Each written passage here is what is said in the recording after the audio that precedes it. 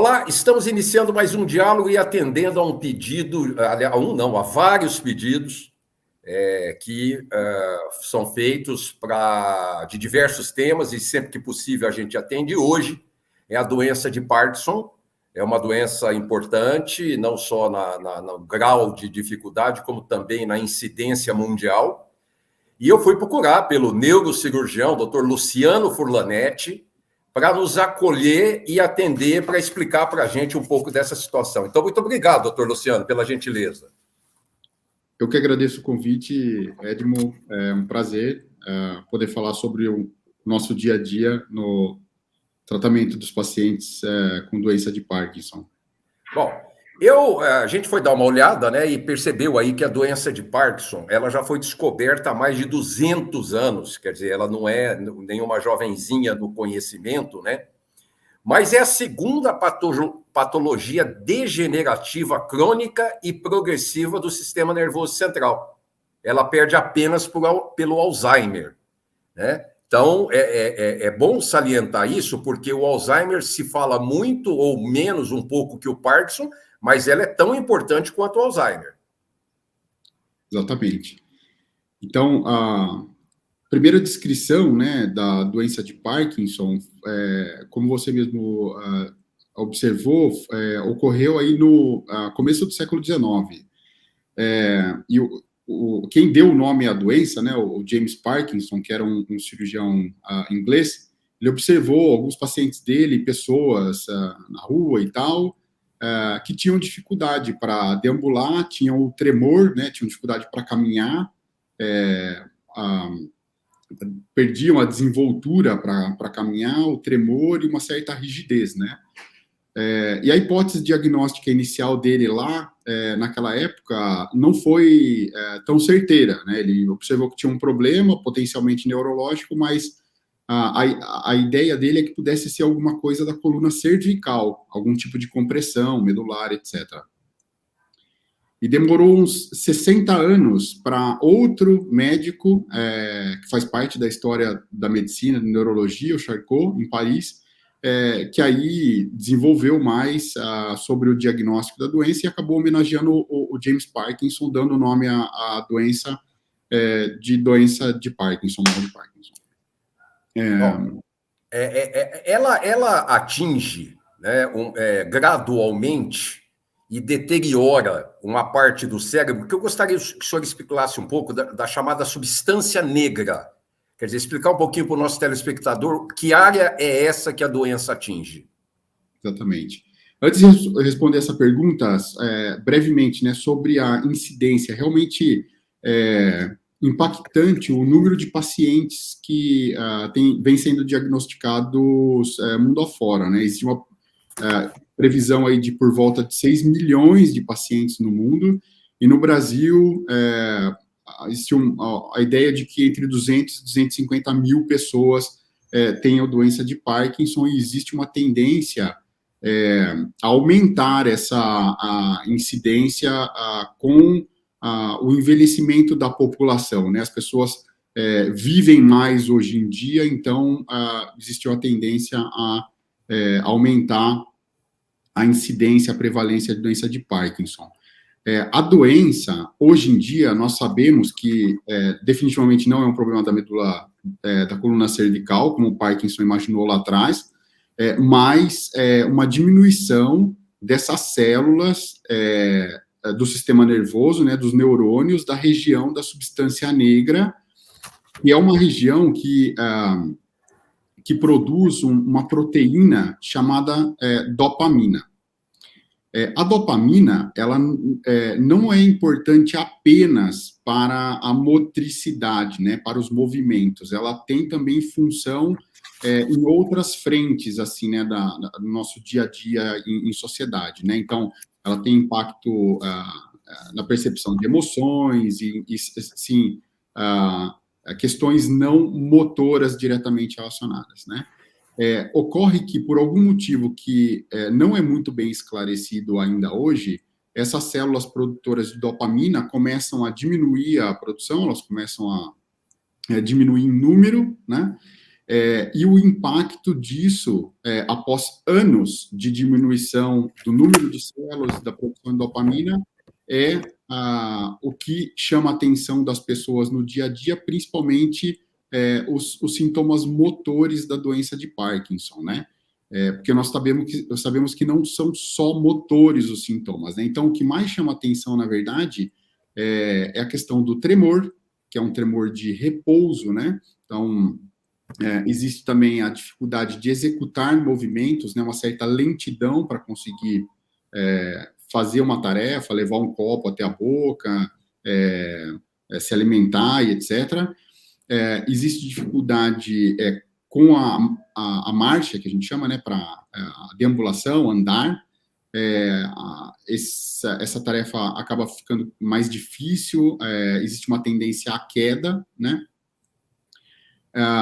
E existe rigidez muscular. Quando no consultório a gente examina a pessoa, o médico que já viu algumas vezes Parkinson nota uma certa dificuldade em mobilizar os membros do paciente, na verdade.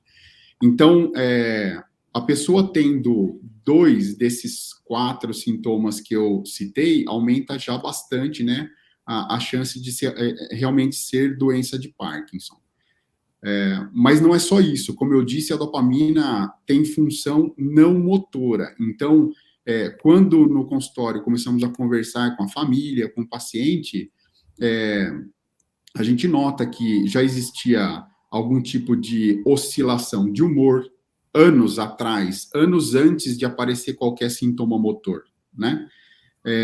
Existe descrição de diminuição da capacidade de sentir cheiro, alteração do hábito intestinal.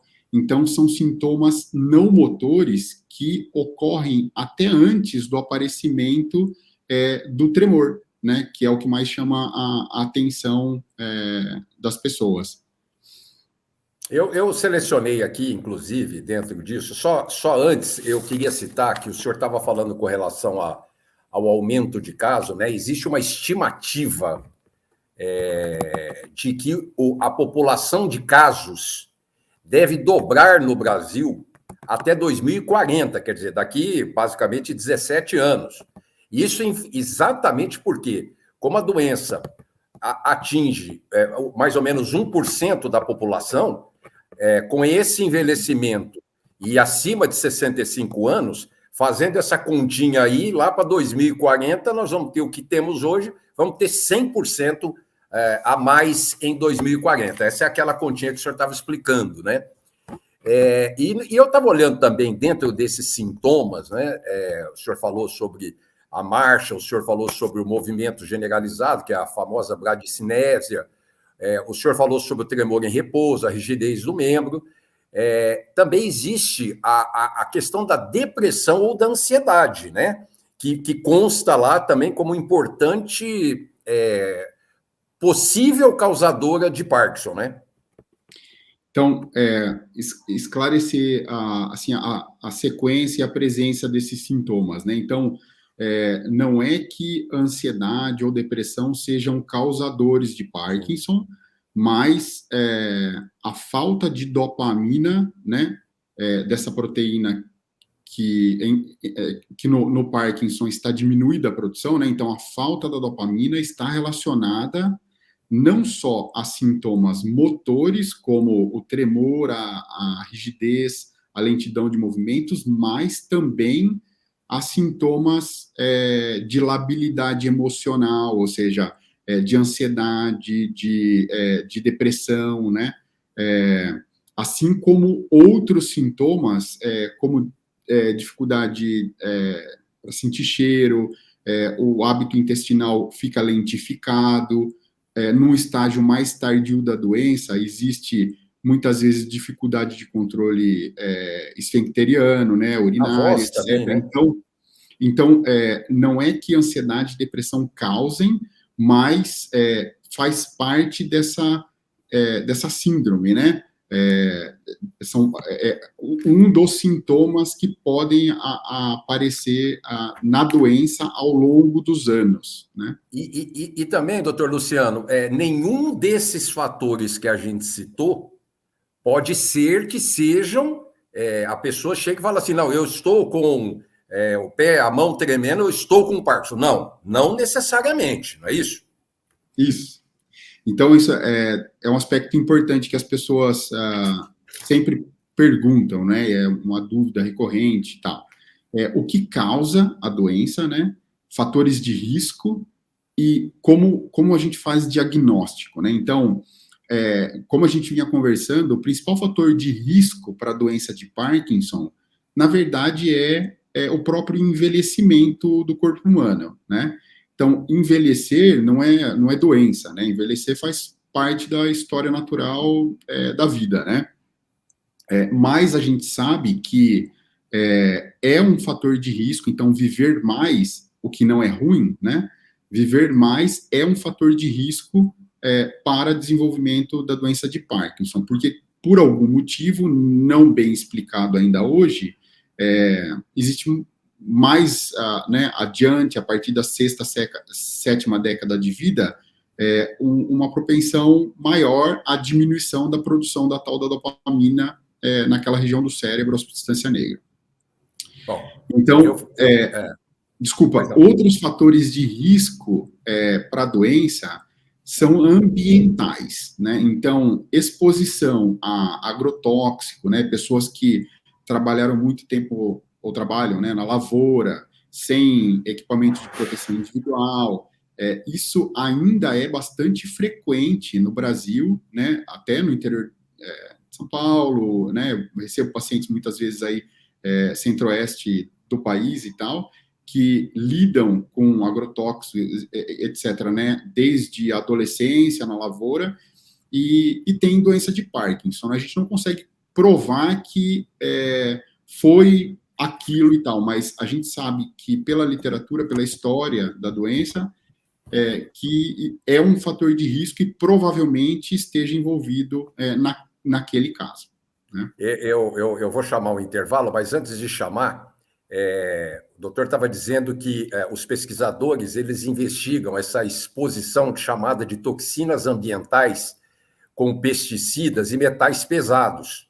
Tem outros pesquisadores, por outro lado, que acham que a doença pode ser o resultado de processo natural do envelhecimento que deu errado. Quer dizer, tipo, acelerando a morte normal das células cerebrais que ocorre à medida que envelhecemos. Quer dizer, os estudos ainda com relação à doença ainda são bastante interessantes e estão sendo desenvolvidos. Doutor, a incidência sobre homens, né?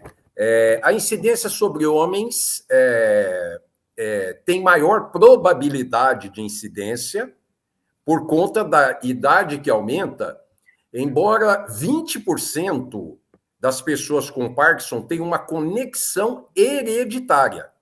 Quer dizer, os pesquisadores isolaram recentemente um gene por vários casos da doença em uma grande família, né? Quer dizer, e por que o homem? O que pode dizer isso, se a gente já falou que a idade é um fator importantíssimo, mas não decisivo, mas por que homens?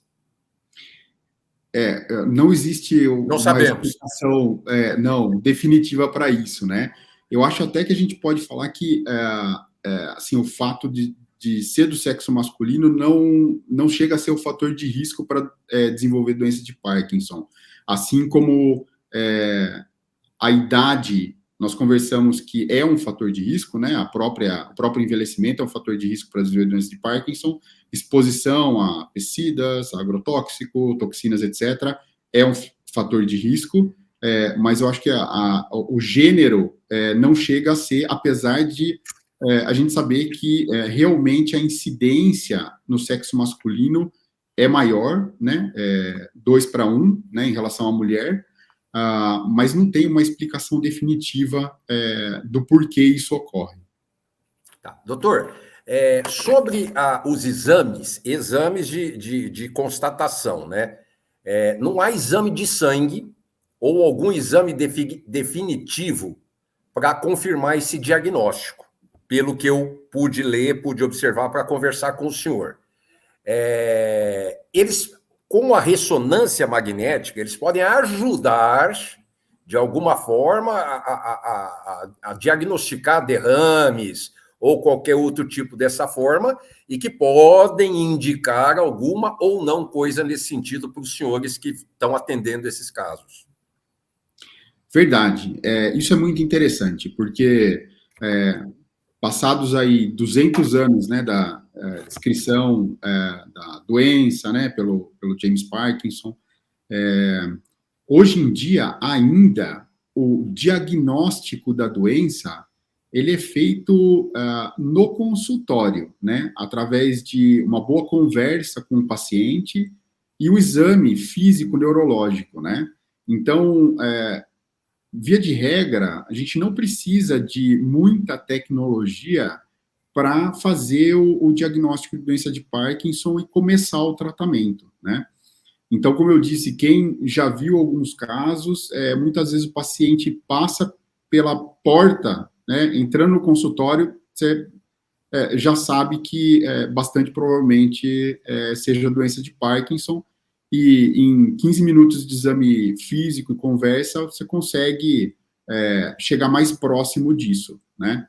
Então, exames de imagem, né, a ressonância magnética, o PET, a cintilografia cerebral, são exames que podem ajudar em casos mais difíceis, que o diagnóstico, assim, não foi suficiente o exame, alguma coisa está diferente, para reforçar a hipótese diagnóstica, né? Mas a gente não vê ou não faz diagnóstico de Parkinson através de exame de imagem, ressonância, né? A hipótese parte já do exame físico no consultório, e em casos de dúvida, pode ser bastante útil fazer exame de imagem complementar para excluir outras causas, eventualmente, mas o diagnóstico a gente chama ainda hoje de diagnóstico clínico, né? Então é a moda antiga e funciona. Isso é que é importante. Doutor, a doença não é fatal, mas não tem cura definitiva ainda, né? Isso. Então, na verdade, a expectativa de vida na doença de Parkinson, né? Quando bem seguida, o diagnóstico precoce, bem manejado do ponto de vista médico, né, quando o paciente também é engajado em reabilitação física e segue as orientações, a expectativa não muda muito, né, até porque é uma doença que tem mais propensão mesmo a aparecer a partir da sexta, sétima década de vida, como nós conversamos, né? Existe uma parcela menor aí, 10% dos casos, podem aparecer antes dos 40, 50 anos de idade. Existem casos, como você comentou anteriormente, de algumas doenças genéticas, ou Parkinson, né, de origem genética, que pode aparecer em pacientes ainda mais jovens, antes dos 30 anos. Nós vemos isso no consultório. Agora, o tratamento assim, o carro-chefe do tratamento da doença de Parkinson são os pilares ali: medicação, né, que basicamente consiste em repor aquela falta de dopamina no cérebro, de alguma maneira, né? A Prolopa, que é o principal remédio que vem sendo usado, é disponível no mercado desde a década de 60 e continua sendo a principal medicação usada no dia a dia. Nós temos hoje outras alternativas de medicamentos mais modernos, etc., mas gira em torno de suprir essa falta de dopamina no cérebro. Junto disso, a reabilitação física, com fisioterapia, atividade física direcionada, ajuda não somente na questão cardiovascular, né, que isso é bastante discutido em mídia e tal, né, prevenção de doença cardíaca, AVC, mas tem um impacto a longo prazo na doença de Parkinson, capaz, inclusive, de mudar o curso da doença. Então, pacientes que são mais engajados em atividade física e reabilitação, eles vivem mais e melhor, mesmo com doença de Parkinson.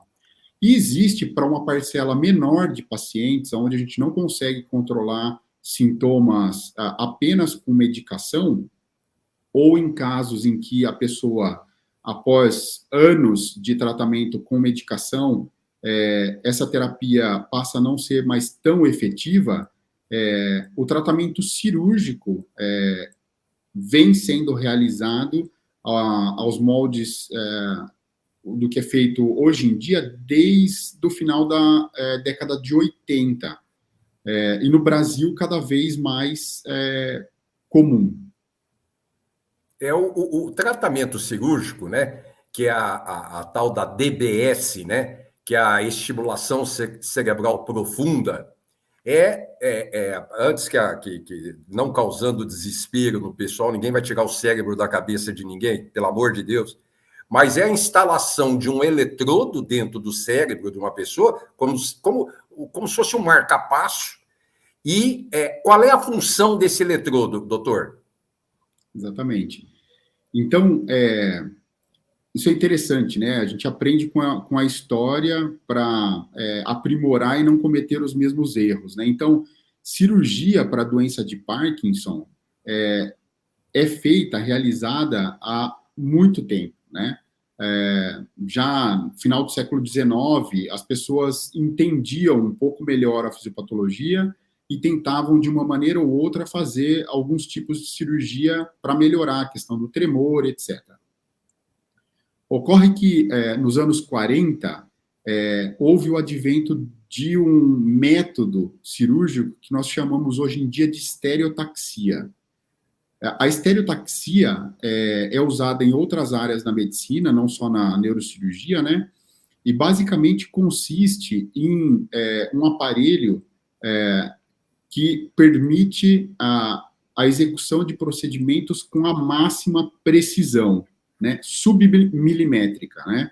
Então, o aparelho de estereotaxia usado para a cirurgia da doença de Parkinson é usado já, o método, né, desde os anos 40. E ao longo dessas décadas foi sendo aprimorado e a técnica cirúrgica, a questão de equipamento, tecnologia, também foi melhorando bastante. Então, antigamente, nós já entendíamos quais eram os circuitos cerebrais, motores responsáveis por causar tremor e os sintomas, né, a rigidez, a lentidão.